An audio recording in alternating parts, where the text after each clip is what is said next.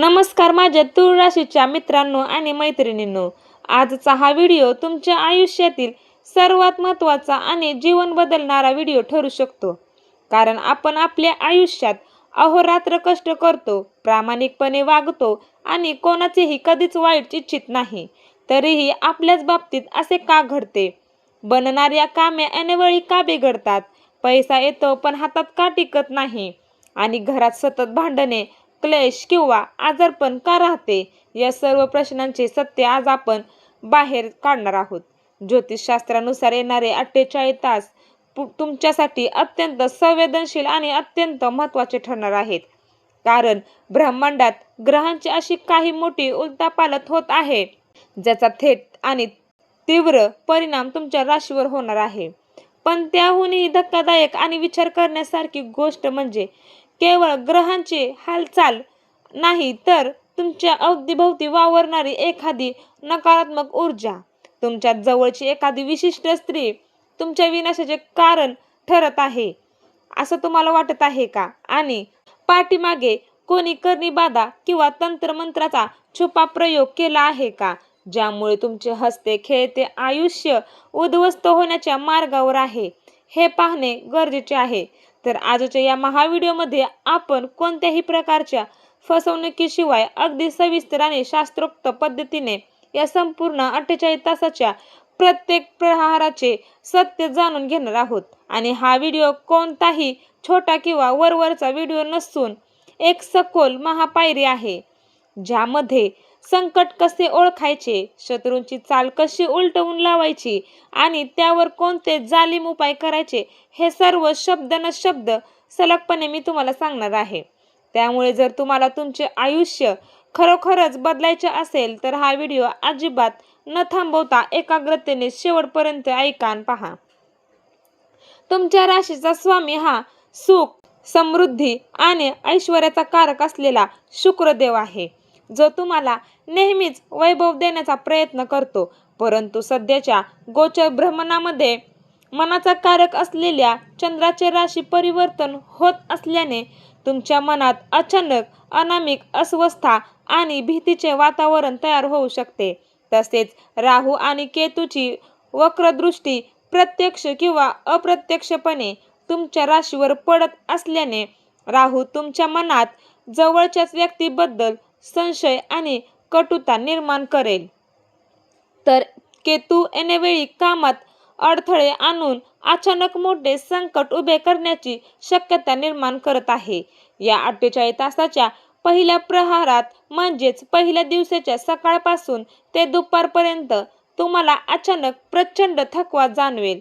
रात्री पुरेशी झोप होऊनही डोके जड वाटेल आणि कोणत्याही कामात मन लागणार नाही.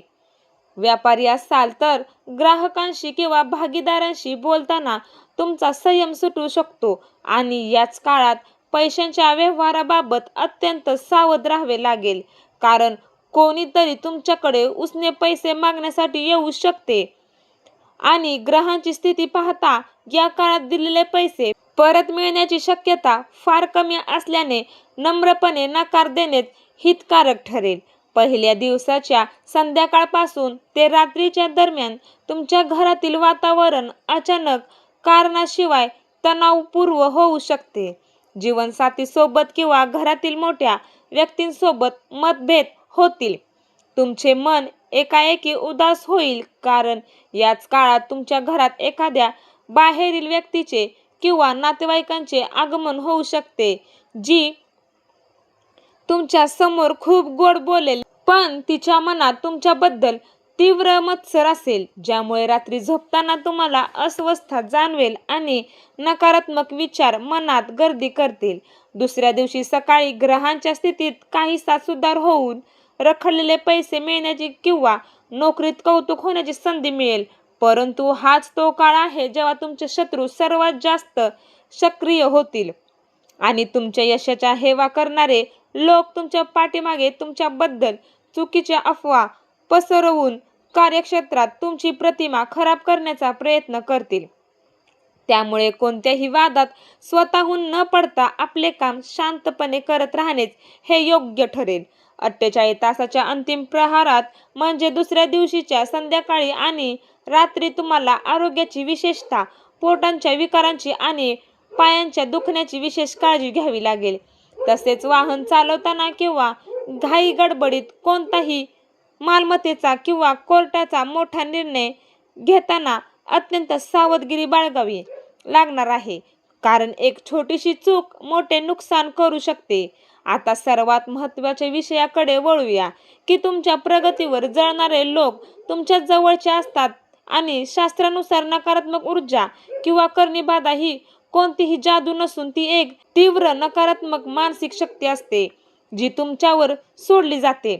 आणि तुमच्या ओळखीमध्ये किंवा नातेसंबंधांमध्ये अशी एक स्त्री आहे जी तुमच्या समोर खूप गोड बोलते, तुमच्या मुलाचे किंवा कामाचे कौतुक करते, परंतु तिच्या मनात तुमच्याबद्दल तीव्र असूया असून ती तुमच्या घरात वारंवार येण्याचा बहाणा शोधते आणि घरातील वस्तूंवर बारीक लक्ष ठेवते.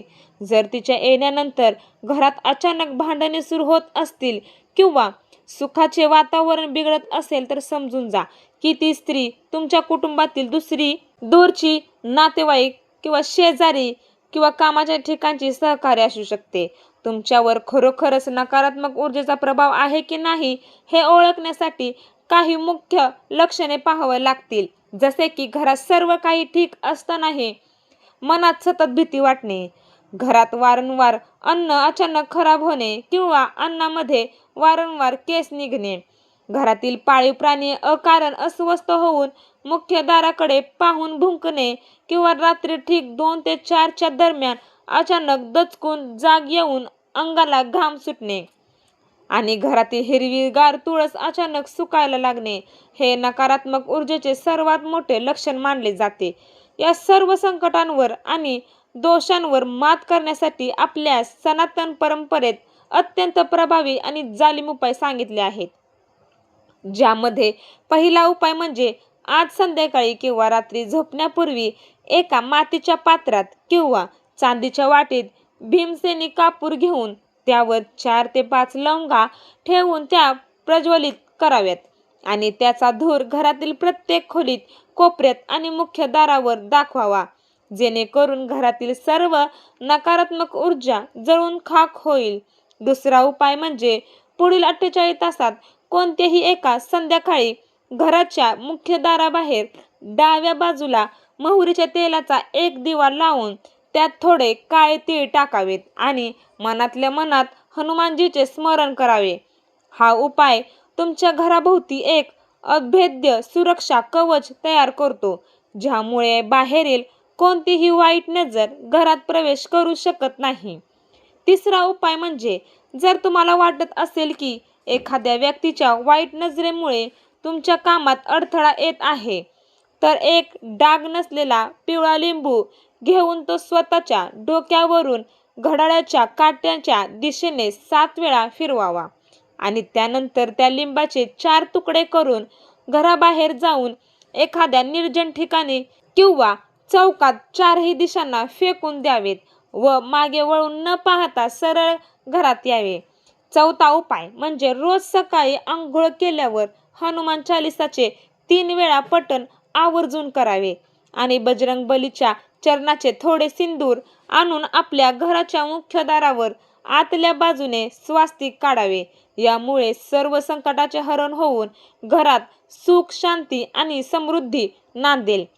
तुळ राशीच्या माझ्या प्रिय मित्रांनो, ग्रहांची नक्षत्रे बदलत राहतात आणि सुख दुःख या एकाच नाण्याच्या दोन्ही बाजू आहेत. त्यामुळे येणारे 48 तास जरी काही आव्हाने घेऊन येत असले तरी घाबरून जाण्याची बिलकुल गरज नाही. मनात सकारात्मकता ठेवा, कोणावरही आंधळेपणाने विश्वास ठेवू नका आणि आपल्या खाजगी गोष्टी कोणाशीही शेअर करू नका. तुमचे कर्म चांगले ठेवा, ईश्वर नेहमी तुमच्या पाठीशी असेल. तुम्हाला हे राशी भविष्य कसे वाटले मला कमेंट करून नक्की सांगा आणि जर तुमच्या आयुष्यातही अशा घटना घडत असतील तर कमेंटमध्ये आपले मत नोंदवू शकता. हा व्हिडिओ तुमच्या मित्रांसोबत नक्की शेअर करा.